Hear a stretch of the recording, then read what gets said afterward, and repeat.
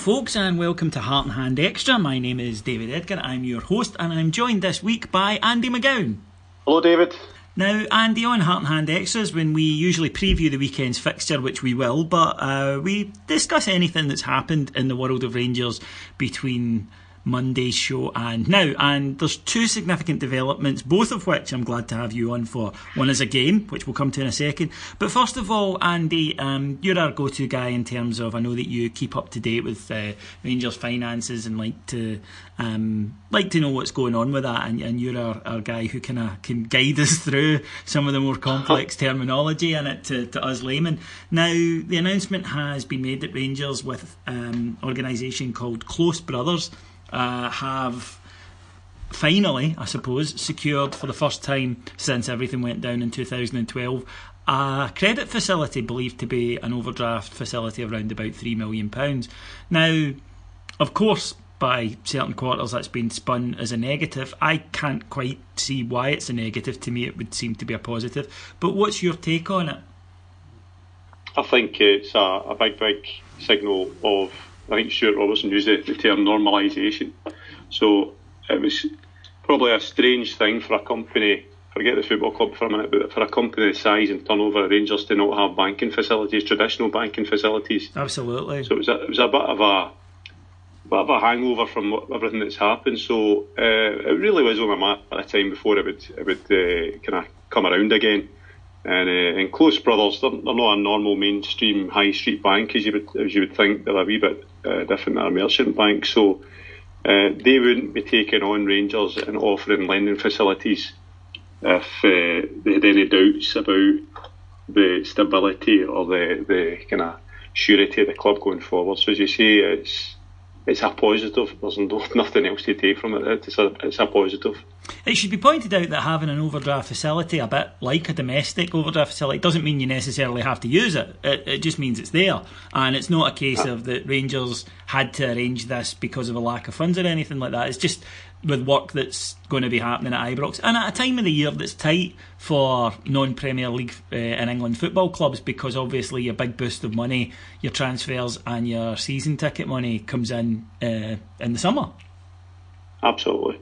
It's about cash flow, that's all it is. Every football club outside the Premier League, as you say, but even in the Premier League down south, they'll have cash flow ebbs and flows.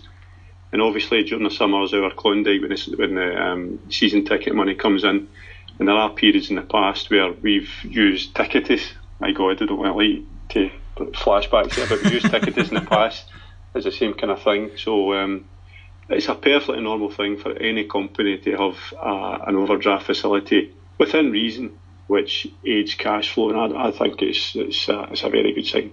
You said a word I thought was really interesting, because I like the sound of it given everything we've gone through in the last few years, and that's normalisation. And that's really all this is, isn't it? It's nothing exceptional, it's nothing that anyone should be in any way concerned about. It just simply is something that, as you say, a business with a turnover of £30 million could reasonably expect to have. Yeah, I mean, anybody that attends Ibrox on a regular basis will have seen things change gradually, and I'm talking about things like the street lighting from Copeland Road up to the Copeland Road Stand Govan Stand corner. That was renewed the other week, and what a difference it made. But it's probably one of the things that you don't notice, but I certainly noticed it, because weeks before I'd said to my wife that the street was so dark it was bordering on dangerous. It's true though. It's true. Well, stuff like that costs money, and stuff like that was so far down the priority at previous boards that it wasn't even on the radar. So all these wee things are happening in the background, and it's just a reminder that this club was left bereft of anything. It was absolutely a carcass when the good guys took over, and slowly but surely it's been rebuilt brick by brick, off and on the park. So the banking facility just kind of, I wouldn't say epitomises it, but it just shows that we're slowly but surely getting back to the state that we should have never been out of, to be honest. So a small but important milestone then, probably the best way to describe it. Yeah, anybody that puts a negative slant on it is going to put a negative slant on anything, and yes. I would dare say that they're not very they're no friends of Rangers, put it that way. Yeah, it does seem that if we don't have a credit facility, that means we're going into admin. If we do have a credit facility, that means we're going into admin. It doesn't appear that we can win with certain people, and that kind of makes me think that that's not entirely down to anything that we can or can't control. Moving on then to the football field, which is of course the main reason that we're all here, and the main reason we all love the club. Unlike fans of certain other teams, we care about what happens to our side on a football field. Rangers got back to winning ways after the disappointing defeat at the weekend with a 2-0 win over Partick Thistle on Tuesday night. Now, first things first, Andy, bother for fans getting in. I don't mean violent trouble. I mean, there was just it was troublesome for fans to get into the ground, and this is not the first time that this has happened. It seems to be becoming more and more common. This is surely something that the authorities have got to look at. Yeah, it's interesting to say that because, as I probably mentioned before, I helped run a supporters club, and it was the Friday night game. The Friday night game we played this season was actually worse. To the point where there was a wee bit of crushing, there was a real potential for something really serious to happen. I wrote to the match commander, and I wrote to Partick Thistle. That's my kind of game. I like things like that, and I wrote to them and I told them exactly my experience and what could have harmed. And it was really only the goodwill of the assembled bears that night that stopped something serious happening. So I had major concerns. So it was interesting what happened on Tuesday night, because there was a definite plan in place. There was a lot more police, there was a lot more stewarding. The barcode system for the tickets wasn't in play. They actually had stewards inside the ticket booths, and it still didn't work. So I think you've got to raise questions about whether that stands fit for purpose, because they've either not got enough turnstiles or they've got a major problem in getting the fans through the doors quick enough. And safely. And it's a midweek. That's a key thing. It's a midweek game. You can't tell folk to turn up early. They're getting there just to know more for their work anyway. So they really, really need to look at it. It's a big problem. As anybody who works in Glasgow knows, that even if you are travelling there from the city centre after your work, say you're finishing 5:30, 6 o'clock, it's not easy to get to Maryhill at that time. The roads are clogged, just completely clogged. So yeah, you're right, the idea to get there early, lovely idea, but just isn't practical. And you're right, if people can't get in, that kind of thing is surely should be something that's looked at before safety certificates are granted to stands. If punters are paying and missing the start of matches regularly, it's not good enough. No, it's not. They shut off the front road outside Firhill as well, so there was cars driving down that road, or trying to drive down that road, having to do a U-turn and then coming straight into the traffic, the bus traffic, and it was a logjam along that, I think it's Stone End Road or Panmure Road or something, where the buses park. So they made a balls yet again. So I don't know what they do. They either can't handle the crowds, or else they move the Partick fans. I don't know what they should do with it, but that's what match commanders are paid a fair wage for. Correct, absolutely. It's their responsibility, and we're seeing these scenes too often. I think it's definitely something that needs to be looked at. To the match itself, Rangers' slow start. I think it took us about 35-40 minutes to really get into the game. Maybe a little bit of nerves after what happened at the weekend, but we eventually did get going with a great goal. Jason Cummings holds the ball up, lovely ball to Daniel Candeas, great first time cross into the box, and a terrific run and finish from Josh Windass. And we're going to come to what happened next in a minute. I suspect I know your views on this, Andy, but I'm going to let you formulate them for a second. Into the second half, again, almost similar to Saturday, Rangers though completely take over the match and get the decisive second goal with a fantastic goal from James Tavernier, probably one that hasn't had enough attention. It's funny, I was talking to our podder Alex about that, and I was saying that sometimes games that aren't live on traditional stations or don't happen in the bigger matches, by that, I mean Celtic, Aberdeen, etc., they don't get the attention they deserve, and this is one that certainly did. He drives in field to central midfield, actually, to the point that I thought, what the hell is he doing there? And I wasn't alone, as it turned out, when I spoke to Bears after it. But plays a 1-2 with Josh Windass, and it's not a very good return ball from Josh Windass, actually behind him, but he doesn't let that bother him. He just takes the ball on and then curls a great shot into the top corner past the goalkeeper, and Rangers comfortably see it out. Only real moment of danger, I think, came right at the end of the first half, when a bit of bother in the Rangers defence, possibly caused by Declan John, who was ill and had to go off at half time, possibly caused by him not being quite as switched on, and that may be the reason for that. Connor Salmon gets free and fires a low curling shot across goal, but it's curling out the way and ends up hitting the post but somehow not going in. So a lucky escape there, but Rangers then did take control of the second half. But the main talking point that seems to have come out of the match was, shall we go all tabloid, Andy, and call it Shushgate, when Josh Windass, immediately after he scored, appeared to make a shushing gesture with a finger to the lips to his own supporters in that stand as he ran back. And that's one thing, but it was then later, almost, if you like, compounded by he put a picture of that celebration up on his Instagram a bit later, which I think some people saw as a bit of a provocative gesture. Whether you're for it or against it, I think everyone would agree that it was meant to get a reaction. Now, Andy, you were there, you're a guy who travels to every match. What is your feeling on being a player appearing to shush his own support? So I think I should start, I've said this before in the pod, I'm a supporter that finds it very, very hard to fall out with players, shall we say, or to criticise them too much. I've always got a soft spot for every Rangers player. But after the game on Tuesday, because I never actually noticed what happened, I was at the other end of the stand, so I never seen him do it at the game. But afterwards, when I seen what had happened and what he'd done, I was angry. I was actually angered by it, and that's quite unusual for me, because usually that kind of thing I would kind of find a justification, or if you dish it out, you can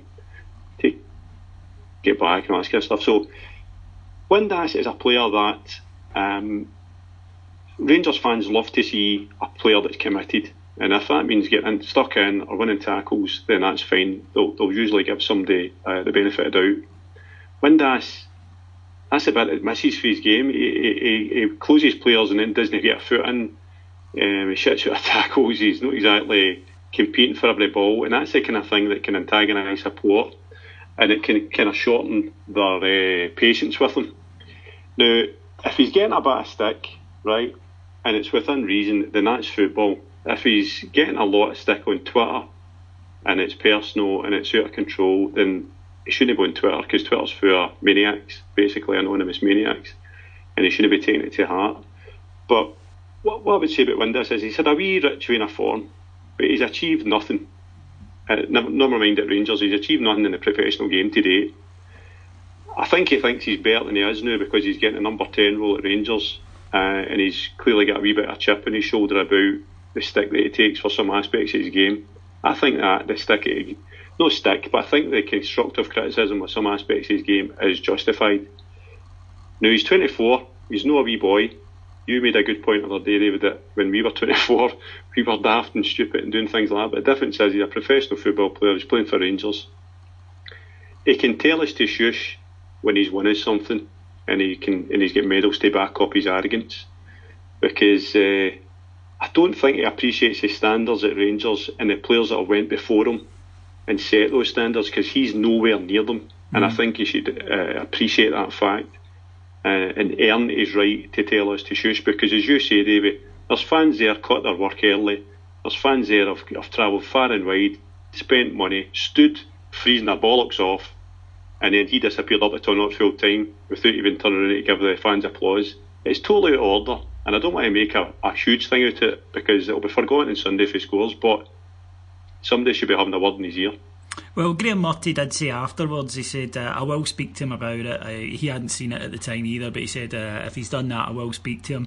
He said, I don't know why he's done it, but I don't know why he does a lot of the things he does, which I think he hinted in that interview a little bit about frustration about saying that he praised him for the goal and said he can do those kind of things, but then, and this is Graham Murty talking, he said, but then in the next breath he does something that leaves you scratching your head. So I think there is a little bit of frustration from the manager there, who of course after the Fraserburgh match had mentioned that Josh Murty maybe wasn't doing or following the instructions that he was giving him. So I think he is trying to work on that, and again that's something that comes down to maturity and, as you say, possibly this belief that he's a little bit better or a little bit more important to the team than he is, that he feels he can play his own way and that'll lead to him contributing more. Look, at the end of the day, I just felt a couple of things. Firstly, it's the wrong target. If he's taking abuse on social media, I suspect a lot of the people who do that kind of thing don't go to games, certainly don't regularly go to away games. The Rangers away support's magnificent, absolutely magnificent, and they're not the type that are going to waste their time tweeting Josh Windass to tell him he's pish, if any, and they're the type that are going to make up a song for every Rangers player and sing it.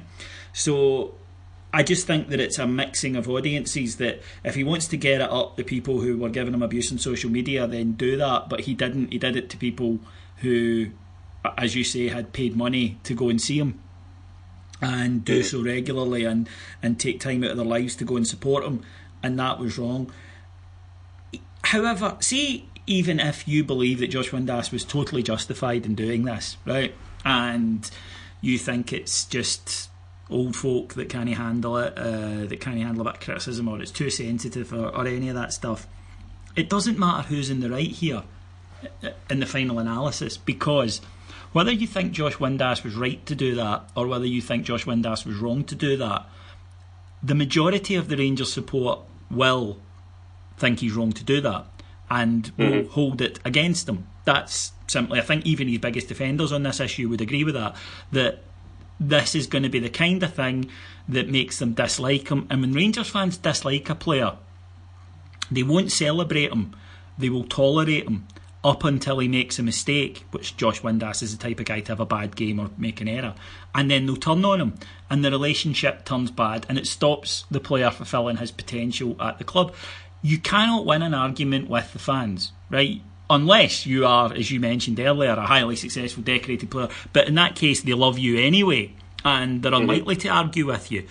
I do wonder sometimes if there is just an issue that we never really address as football fans, Andy, that there are people, and remember, we're only seeing them in 2D, right? I mean, we don't see the full rounded out person. Josh Windass, as he showed in that video for that young boy at Christmas, clearly has, qualities as a human being. But we only really get the representation of what they're like on the park, and to a lesser extent through their social media. And it can just occasionally happen that while you support everyone who plays for your team and you want to get behind them, there are just some people you take a dislike to.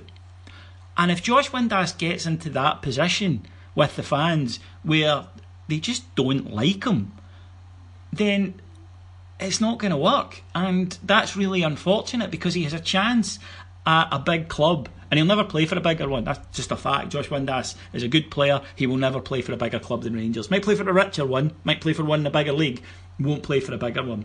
But he is, I think, causing his own problems, poisoning that relationship to a degree. Whereas if you look at someone like James Tavernier, who takes a fair bit of abuse on Saturday, especially on social media, really undeserved, and I come back to the type of people who think it's okay to tweet abuse to players for making a mistake. I mean, I think we would all agree listening to this what those type of people should be viewed as. But he then gets his head down, gets on with it, scores a magnificent goal, runs to the fans full of joy, and that's it. Everybody just celebrates with him and goes, he's a good guy, James Tavernier. And Josh Windass denied himself that with that silly gesture.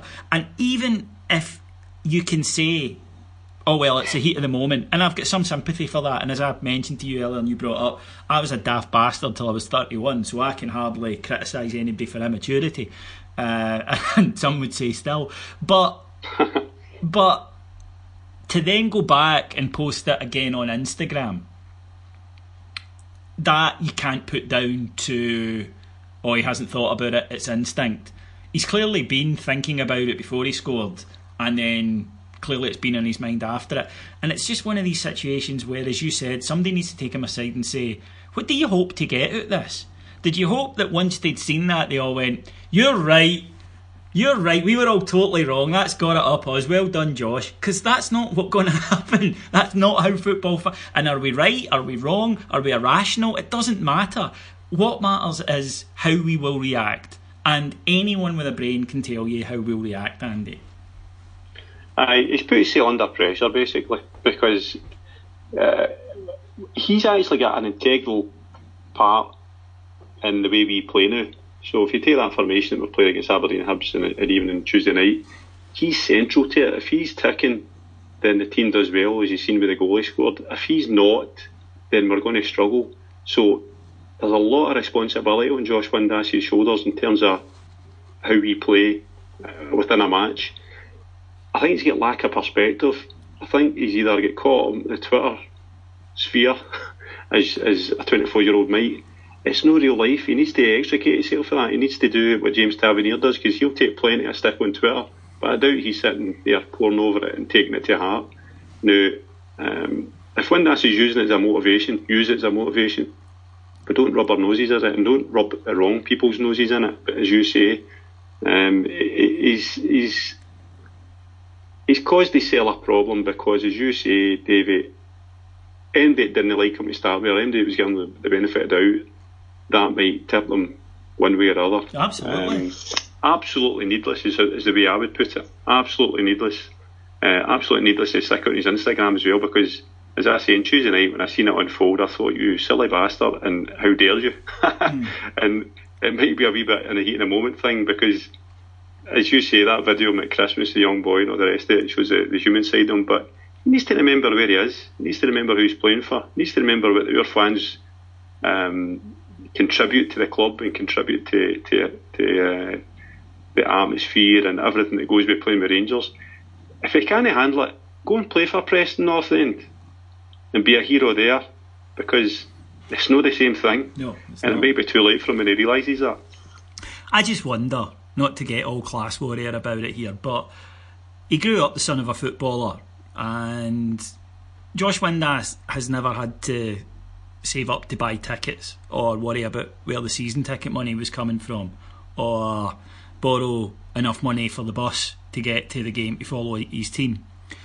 And therefore I wonder if it is hard for him to have that perspective and to understand what it's like for guys like us, and that maybe we do take it a bit too seriously, but we also, as well as investing our emotion and our time in it, we invest our money, and it's not always money that we really have to invest. No, definitely not.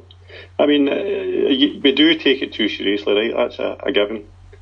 But we take it too seriously because we feel it's important to us.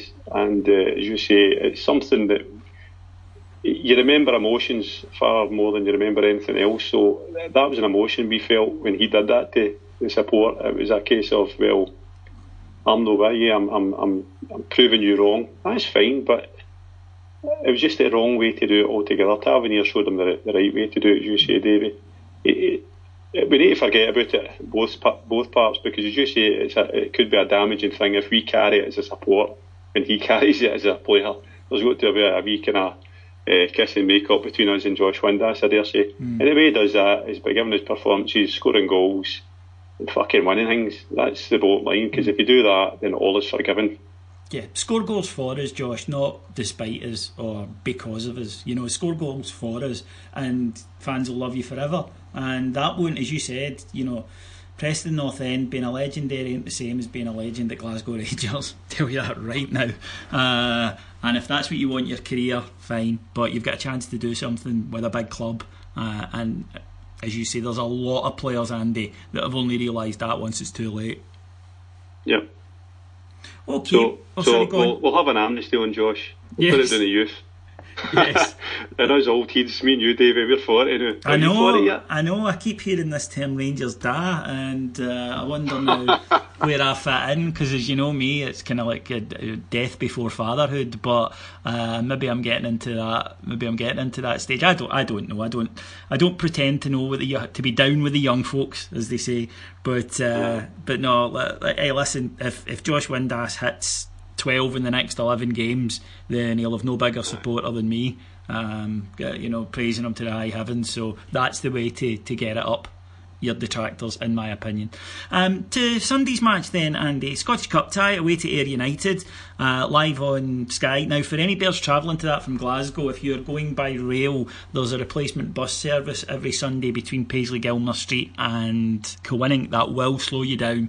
So please be aware of that, both ways, but particularly when you're going down, obviously, to make kick-off, that will slow you down. Now, Andy, on paper, this is and should be a very straightforward tie. Is it straightforward enough that we can make a lot of changes, or do we have to be respectful of the fact that this Rangers team, even when everyone's fit, can chuck in performances that are substandard at times and play our strongest side, show Ayr the due respect, and make sure that we're in the hat come the final whistle? I think because it's a Scottish Cup, there's no second chances. I don't think we're in a position to mix things up very much. It might see the odd change in the team, I suppose, but I think the core of the team will remain. It's too important for that. I don't anticipate any big problems. It'll be Ayr Utd are an attacking team by accounts. I can't say I've seen them, but they've scored a lot of goals. They play pretty open football. So I hear. So you would think that would suit us, as opposed to a team that's going to sit in and be stuffy. So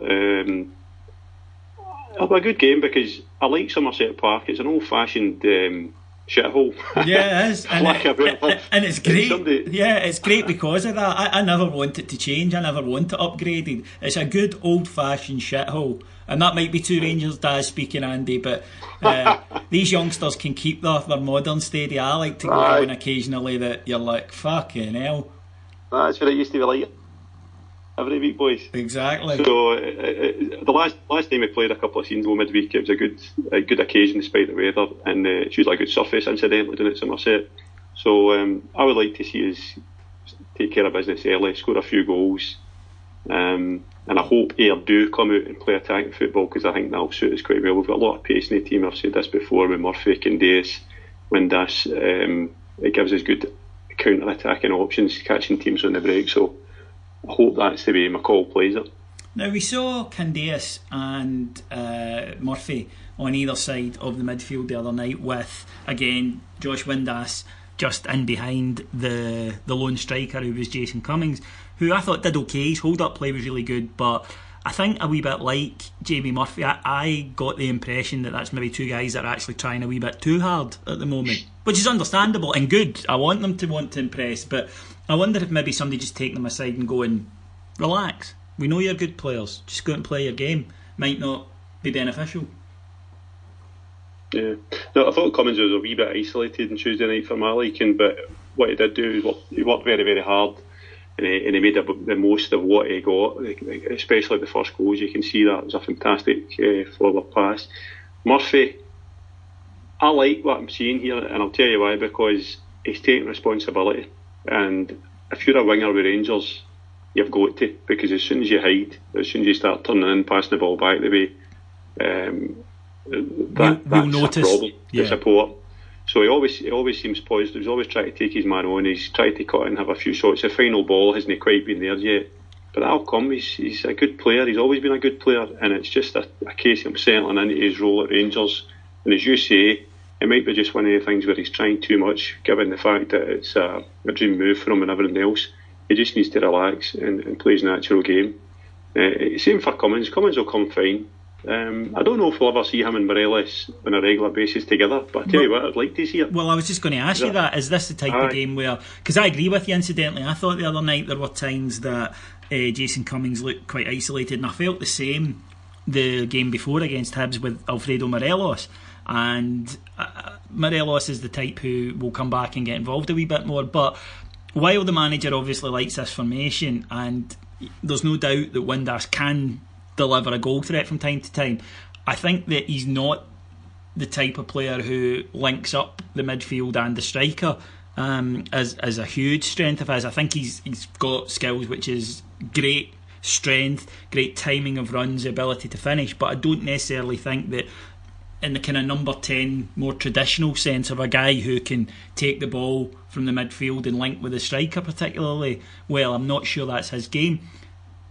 Is it maybe something we need to look at as saying, look, can we get these two together? Is it worth playing one of them up top and one slightly deeper and asking them to be the link player? I don't know, but I do feel that the trade-off of playing Josh Windass is that your striker will, as you say, at times be having a pretty tough one-man shift up there. Yeah, and I mean, I understand that formation, that is a sacrifice of the front man. He is going to take a lot of stick, probably no look his best himself, because he's going to be he's not going to have much to work with, and it's supposed to leave the space for the likes of Windass to run into. But I don't know, I just feel that Cummings and Morelos would be a real handful for any defence in terms of strength, in terms of shooting. Two of them like to shoot on sight a lot of the time. I think Morelos could play a wee bit deeper behind Cummings, because he does it a lot anyway, naturally. And his link-up play is actually pretty immaculate most of the time. Very seldom will he give the ball away when he's linking up with the midfielder, so I think he could do that. But of course, it depends on Murray's ideas and how he wants to play it. It's a fair shout, Davey. Sunday might be the time to do it, but as long as Windass is scoring goals like Tuesday, the chances of him being dropped are pretty slim, I think. Yeah, I think so. I think that the manager has a soft spot for him as a player. We spoke about this in the show earlier in the week, actually, when we were talking about the guys were saying that they felt he maybe would drop it, and I don't, because I think he sees him as... I don't think he's unaware, Graham Murray, of Windass's flaws, but I think he sees him as a bit of, if you like, a kind of an uncut diamond, that somebody that can do something that maybe nobody else in the team can do, and managers like players like that. Well, he is. Yeah. There's no doubt that Windass has got potential to be a fantastic player. He just needs to do it more often, and I think he relies upon his teammates quite a bit to either make the space or whatever, because he's not the winger that we've seen in the early days, his time at Rangers. He's no a left winger as such. I think this is his position as a striker, not even as a number 10. We've seen it up at Pittodrie, the way he played when he was playing off the front. The first match as well, first match against Aberdeen, I thought as a second striker he was terrific. Aye, and I think that's his position. He does tend to drift a wee bit back into the midfield, so no, I think we're screaming out for two up front. Probably, if we're being strictly theoretical, we have got two up front. We've got Morelos and Windass. It's just where Windass chooses to play his game. Now, before I let you go, we'll do the predictions last. It looks as though, obviously, with Jason Holt suspended, there'll be another captain coming soon.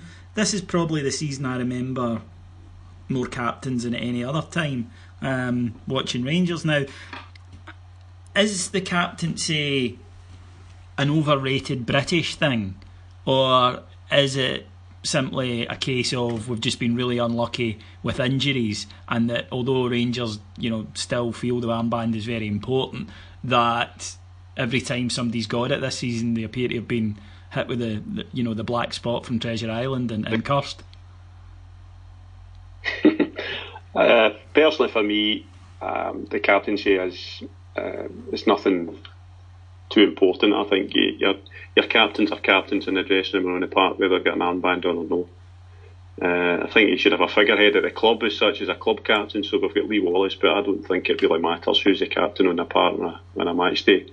Ideally, a team like Rangers should have 4 or 5 players that should be, in inverted commas, a captain. You've got Russell Martin there, you've got who else have we got? We've got Russell Martin. I don't know, but your Taverniers coming in that kind of category as well. Just leaders on the park is another byword for captain, as far as I'm concerned. It always was when I played for.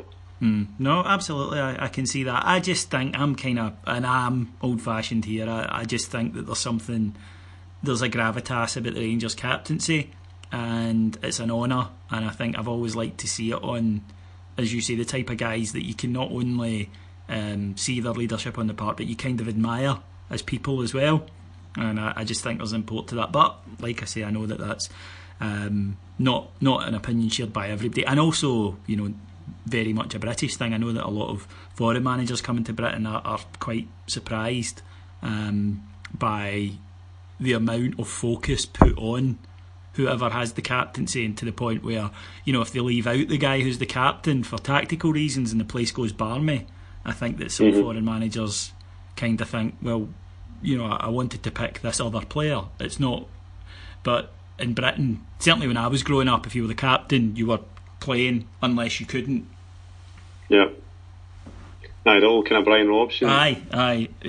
Every week without fail thing, I think. But you've got to be a tremendous player to justify that in the first place. You've got to be a Francesco Totti or something like that to get that. I don't think we've got any player that's in that position anyway, but you get your point. Maybe you're right. I mean, back when you've got a Richard Gough, he's going to play every week, but you're right, when you've got players that haven't maybe necessarily even nailed down their position, then it becomes a bit, I suppose then you just give it to Wes on the grounds that he's most likely to be consistently out there. Get to Josh Windass. Get to listen, that, but do you know what? See, as two guys who appear on podcasts regularly, Andy, that would be manna from heaven for us, because it gives us plenty to talk about in an upcoming show. Okay, my friend, give me your prediction for Saturday. Sunday even. Saturday will probably be no goals scored for Rangers, but Sunday at 2:30. I'll go for 3-0 Rangers.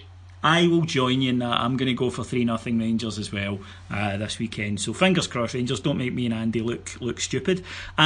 Just to remind everyone then that if you enjoy listening to myself and Andy, you'll get to hear us loads more and loads of other guys besides on our Patreon site, which is patreon.com/Heart and Hand, where we've got loads and loads of new shows coming at you every single day. So if you're sick of listening to the mainstream media and you'd rather listen to us for a couple of hours every day, or people like us, because it's not just me and him, then please go and visit that. If not, you'll be able to find us both on Twitter. Andy, you are at Bob McPhail. And I say this every week, but it's true. I wish I'd thought of that. I'm at Ibrox Rocks, and you can come and chat, and we'll do our best to. Right. Do you know why the Bob McPhail came about? Might get a fantastic story. Go on. Right. I was 11 years old, and every afternoon after school, my dad would take me down the shore with a ball. We used to run along the shorefront. And one day I did it with my C.R. Smith top on, and there was an old gentleman at the Saltcote shorefront with his daughter out for a walk, immaculately dressed, and he stopped me and he said to me, "What team's that, son?"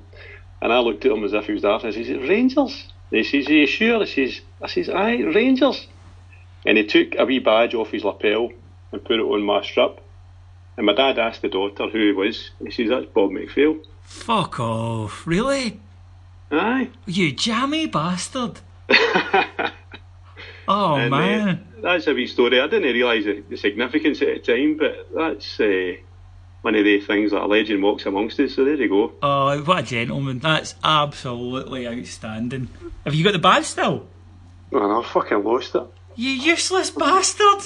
I know, it was a wee official pendant that the players got at the time, and I don't know what's happened to it. Utterly wasted on you. I'll speak to my mother, see if she's got it somewhere. She keeps stuff safe. Utterly wasted on you, Andy. I was only 2 towns away. I was 10 years old. I was only 2 towns away in Kilwinning, and I would have treasured it. If I'd have met him, see, I curse you, God, for me not being on the beach that day. But that is a fantastic story.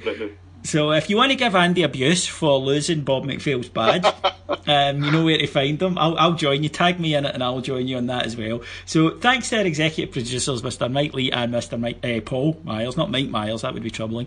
I'll be back to talk to you all on Monday. May well be Andy back then as well. We'll decide near the time. So Andy, thank you so much for joining me tonight. Pleasure as always. Everyone, enjoy your wee jaunt to the seaside this weekend to see the Bears, and I will talk to you again on Monday. Cheers, bye.